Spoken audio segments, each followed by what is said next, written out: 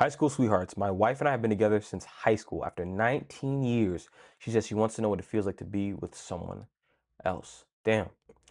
I think that this is a really good example showing that despite your best attempts or efforts with somebody, if they want to leave, it's always better to let them go.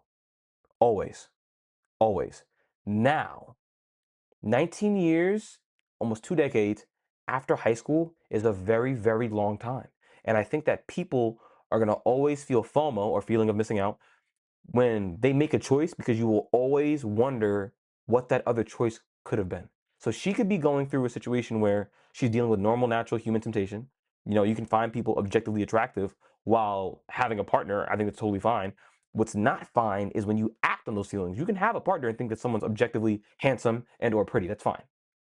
She could be dealing with temptation. There could be a rocky situation in the marriage currently. Obviously, we don't have that information. And it could just be FOMO. Being a woman nowadays, especially with social media, you're one DM away from a night with Chris Brown. Honestly, if you are attractive enough, you are one DM away from a night with Chris Brown, if not someone like him or of equal status and or wealth.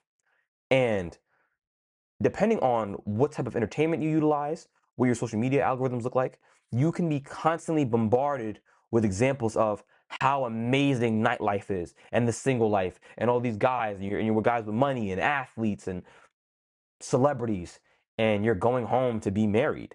And I understand that that's obviously a really serious commitment to make, but that temptation is going to exist. And to pretend like it doesn't would be to lie at a level that doesn't make any sense.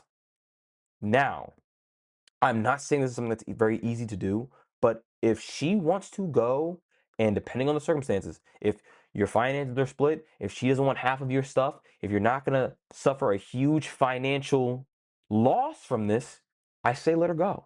And that's not to dismiss the emotional attachment that comes with having been with somebody for almost 2 decades since high school. But trying to forcibly hold on to somebody who doesn't want to be with you anymore can only end in disaster. And if you love them enough or respect them enough, you have a conversation about separating assets, dealing with the kids, how you're going about custody, unfortunately. And I say you let it go. I put finances at the front because depending on how long you've been working, 2 decades of work, retirement funds, your 401k and everything, losing half of that is kind of like, I would even go as far as to say, and y'all gonna call me crazy for this, I would rather y'all sign a contract and have some type of open marriage where y'all stay married contractually but date other people than to legally separate. Or even, now that I'm thinking about it, just stay married on paper but separate and go do your own stuff, like split up. Because the financial burden of divorces is so heavy. It's so heavy, it's just unbelievable.